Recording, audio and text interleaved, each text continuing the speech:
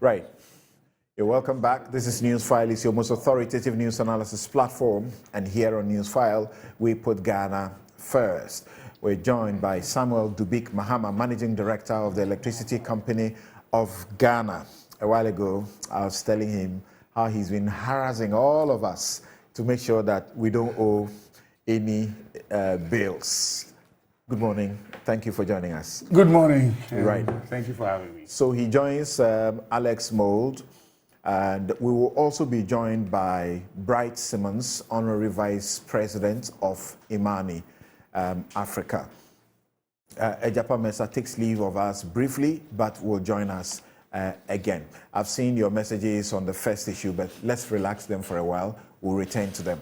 So we went to sleep in fear and in panic that we will wake up to a Dumsor situation. Nobody wants to go back ever to a period of Dumsor in our lives, where businesses, were hurt so badly, and even human lives were lost, as we understand. But in the middle of the night, we got a statement from the Chamber of Independent Power Generators Ghana, IPGG, and it said, the Chamber of Independent Power Producers of Ghana, IPPG, that's not reflective of your letterhead, is pleased to announce that following fruitful engagements with the Electricity Company of Ghana, ECG, the IPPs have agreed to keep operating their power plants after today, July 1, 2023.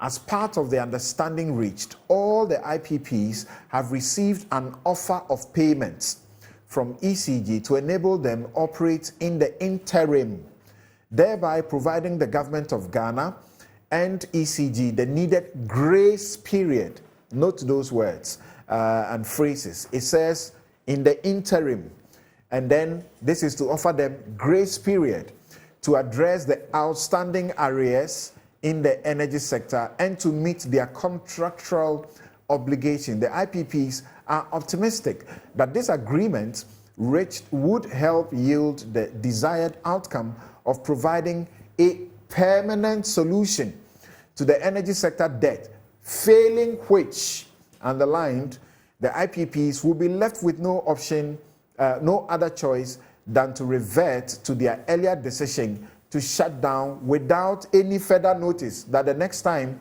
if they are compelled to shut down, they will not serve any notice.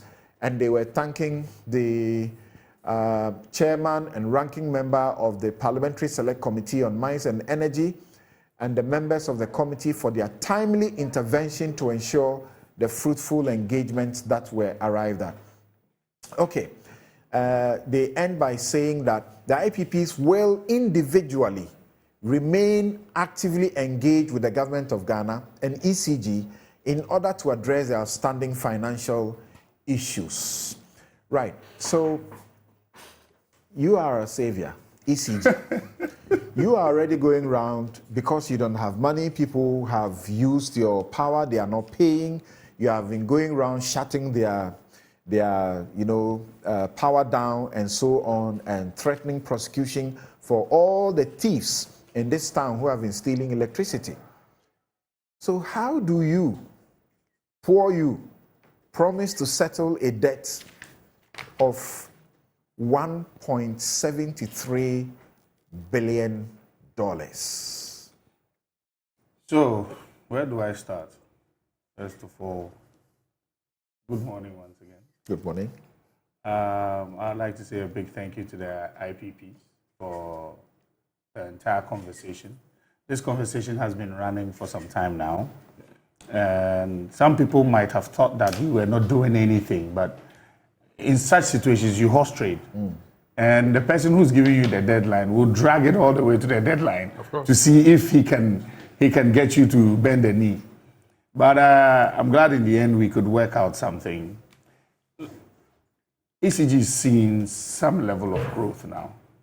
It's seeing some changes in the way it's doing it's performing its duties. And through all of this, we believe strongly we can close a certain gap. There is evidence of that, and that's what we shared with the chamber.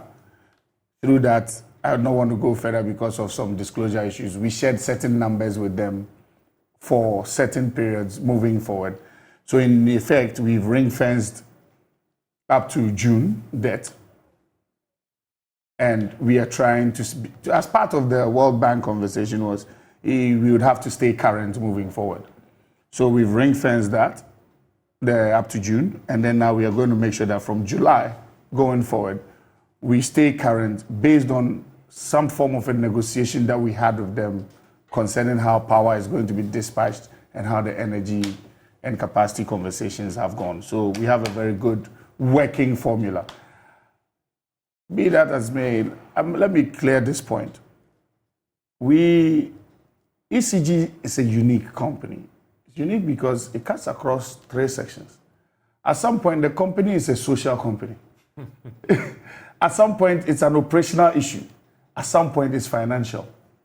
So if you look at it from only a financial standpoint, great disservice. If you take each of them individually, great disservice.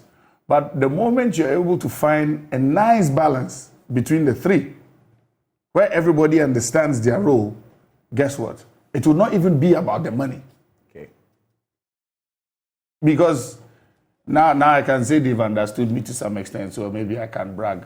But imagine if somebody throws at you and says, hey, X, Y, and Z, we are not going to move from there, even if you show them what it is, then it's not going to work. But at least after what they saw, they now see the new trajectory of growth, the new understanding, and the transparency.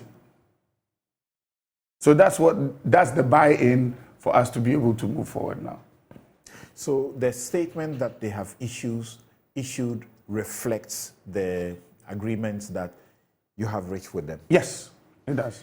So what does in the interim mean? That you have offered payments to enable them operate in the interim, to provide you grace period. Let's pick them one to by one. address the issues. Let's pick them one by one.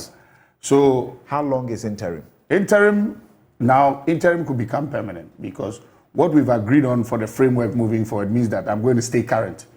So if I'm current now every month, you're okay.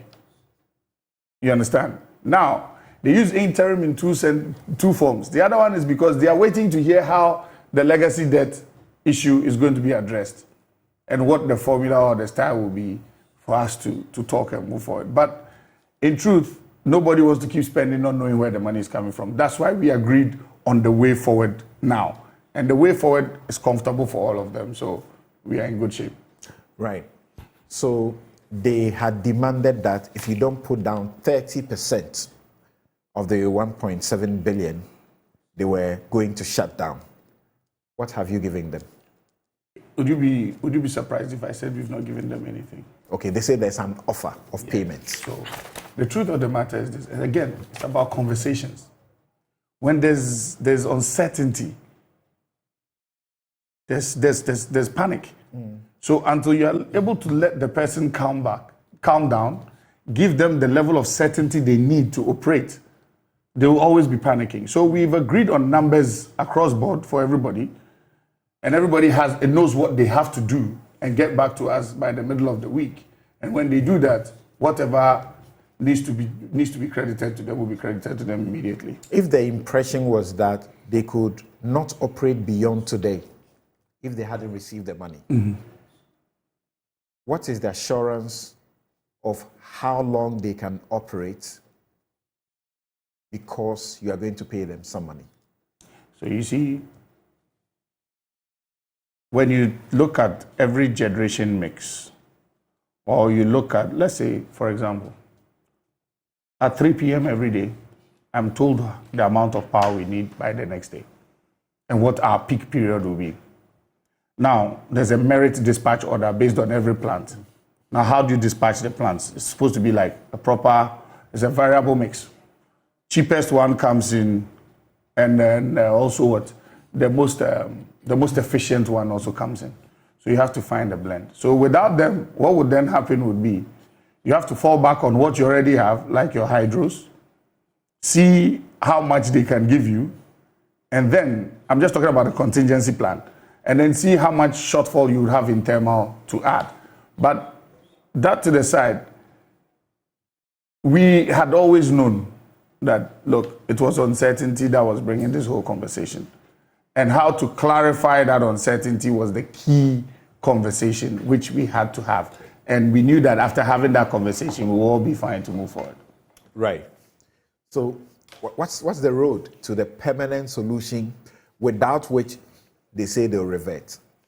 The permanent road is to make sure that the agreement we have now on the staying current stays in place, which the numbers are very realistic now, stays in place, and then also find a way to make sure that what we've agreed in the new framework agreements go forward. You understand? Look, if I hadn't occupied that chair, I would never have known that ECG or electricity purchases are seasonal. You think everybody uses electricity just like that, but your consumption at certain times of the year is not the same. Okay. So what I may give you today as money, I may give you $1 million at the end of this month. Around this time of the year, I might give you 200,000 or 100,000. That doesn't allow certainty for your lenders and your shareholders. Because between these 5 companies, guess what? The government has been downgraded. So until we find a way to put them on a flat something, which their lenders and their sponsors can look forward to and can plan and can budget against, we would always have that issue. So with what has been put in place now, I believe we just need to do our best to make it sacrosanct, make it stick, and moving forward, when we get to the point where we are consuming as to how we should be consuming and paying what we need to be paying realistically, we pay and then we should be fine. All right. Thank you very much. So you've been listening to Dubik Mahama, who is the man responsible for the Electricity Company of Ghana, who has told you and has been at your premises, making sure that you are paying for the electricity that you consume and that you don't steal it. If you do, you will be imprisoned.